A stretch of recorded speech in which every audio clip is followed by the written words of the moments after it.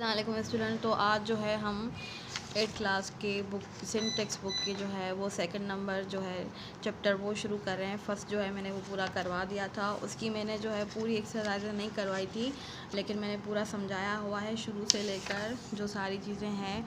तो आप जो है एक्सरसाइजें वो खुद से हल कर सकते हैं।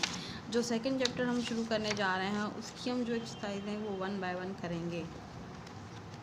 तो सेकंड चैप्टर जो है वो है रियल नंबर्स के बारे में। तो रियल नंबर्स क्या होते हैं कि अब तक जो हम लिखते आ रहे हैं ना नंबर्स, जैसे 1 2 3 और 4 जैसे जो भी नंबर्स हैं सारे 1 2 3 4 और जो भी नंबर्स हम लिखते आ रहे हैं वो होते हैं रियल नंबर्स। अब जो है रियल नंबर्स में हमारा आता है, अब इधर हम समझाते चलते हैं रियल नंबर्स। उसमें दो तरह के होते हैं,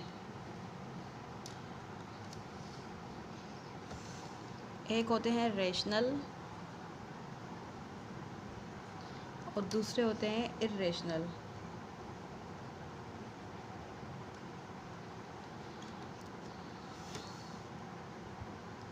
रेशनल नंबर्स क्या होते हैं? जो P/Q के फॉर्म में हो।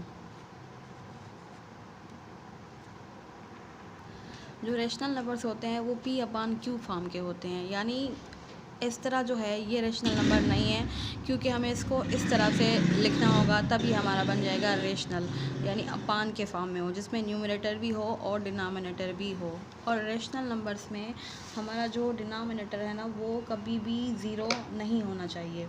जैसे इस तरह से हम अगर करेंगे तो हमारा जो डिनोमिनेटर है वो कभी ज़ीरो नहीं होना चाहिए, फिर वो क्या हो जाएगा, वो इन्फिनिटी में चला जाएगा। यानी जब हम इसको डिवाइड करेंगे तो इसकी कोई एंडिंग होगी ही नहीं, वो लामहदूद हो जाएगा, ज़्यादा चलता जाएगा तो ये होगा हमारा इन्फिनिटी में। तो P/Q के फॉर्म में हो और जो Q है ना हमारा, ये Q यानी डिनोमिनेटर हमारा Q, वो कभी भी ज़ीरो के इक्वल ना हो। ज़ीरो के इक्वल होगा तो इन्फिनिटी होगी, अदरवाइज़ जो ये जो है P/Q के फॉर्म में जो भी होंगे वो होंगे हमारे रेशनल नंबर्स। उसके बाद आता है इरेशनल नंबर्स क्या हैं, ठीक है। तो इरेशनल नंबर को समझने के लिए एक तो ये होता है कि इनकी पहले इसको समझते हैं फिर इसको समझेंगे।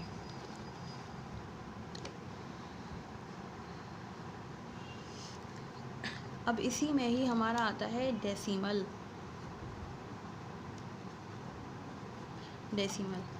डेसिमल में भी दो तरह की चीज़ें आती हैं। जैसे हमने रियल नंबर्स में 2 ले लेना कैटेगरीज रेशनल की, तो डेसिमल में भी हमने इसी तरह से 2 लेनी होती हैं। डेसिमल में एक होता है टर्मिनेटिंग और दूसरा होता है नॉन टर्मिनेटिंग।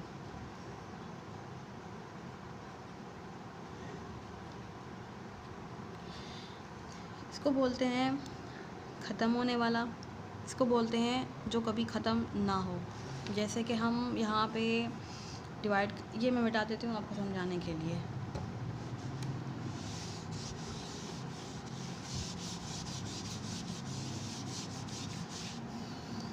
यहाँ लिख लेते हैं टर्मिनेटिंग,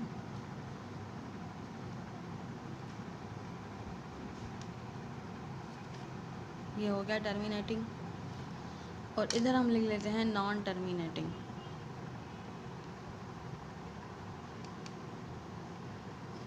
ये दो हो गए अलग अलग। अब आप टर्मिनेटिंग सीखते हैं। टर्मिनेटिंग क्या होता है? एक हमारे पास है 38/4। अब हम इसको डिवाइड करेंगे, देखेंगे ये ख़त्म होने वाला है या नहीं है। तो डिवाइड हम कैसे करते हैं? एज़ यूजुअल, जैसे कि हमारा जो न्यूमरेटर होता है वो हमारा डिवाइडेंड बन जाता है और जो डिनोमिनेटर होता है वो हमारा डिवाइज़र बन जाता है। तो जो 4 की टेबल है वो 38 पे 9 टाइम जाएगी तो वो होगा 36। अगर हम 38 से 36 माइनस करेंगे तो हमें आंसर मिलेगा 20। तो फिर अब जो है 4 की जो टेबल है, नहीं, हमें यहाँ पे आंसर जो है फाइनली वो 2 मिल रहा है। 3 से 3 माइनस करेंगे तो 0 मिलेगा, 8 में से 6 जाएंगे तो 2 मिलेगा। तो अब 4 की टेबल 2 पे तो लगेगी नहीं, तो हमें क्या करना होता है, यहाँ पे हम देते हैं डेसिमल पॉइंट दे देते हैं और इसी पॉइंट की जगह इधर हम 0 ऐड कर देते हैं, तो हमें मिल गया 20। अब जो है 4 की टेबल 20 को डिवाइड करती है 5 टाइम, तो ये तो ख़त्म हो गया, यानी ये टर्मिनेटिंग हुआ। अब देखते हैं एग्जांपल नॉन टर्मिनेटिंग का कि नॉन टर्मिनेटिंग जो है वो किस तरह होता है। अब हमारे पास ये एक सम है 35/6। अब इसको भी इसी तरह डिवाइड करेंगे, 35 जो है वो डिवाइडेंड बन जाएगा और 6 जो है वो डिवाइज़र बन जाएगा।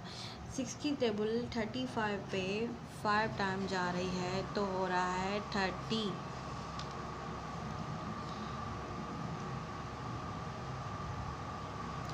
अब हम करेंगे 3 में से 3 नहीं जा रहा तो 1 इसका दे देंगे, नहीं 35 में से 30 अगर माइनस करेंगे हमारे पास कितने बचेंगे, 5 बचेंगे।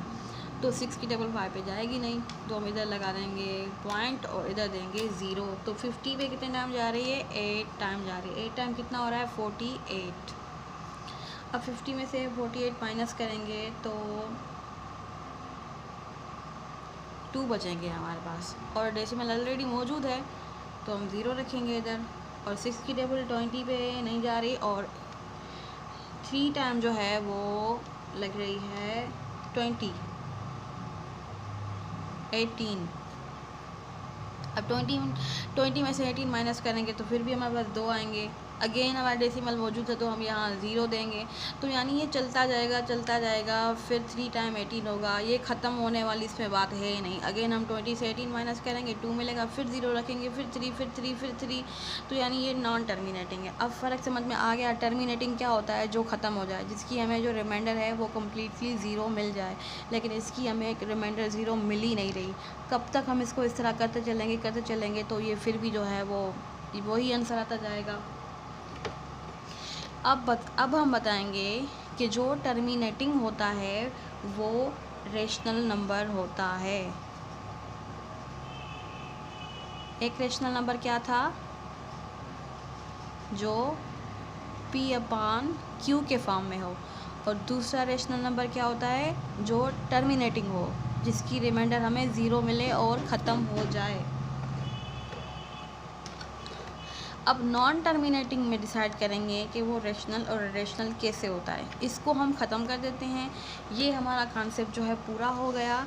अब नॉन टर्मिनेटिंग में अगेन 2 चीज़ें आती हैं जो डिफ़ाइन करनी है।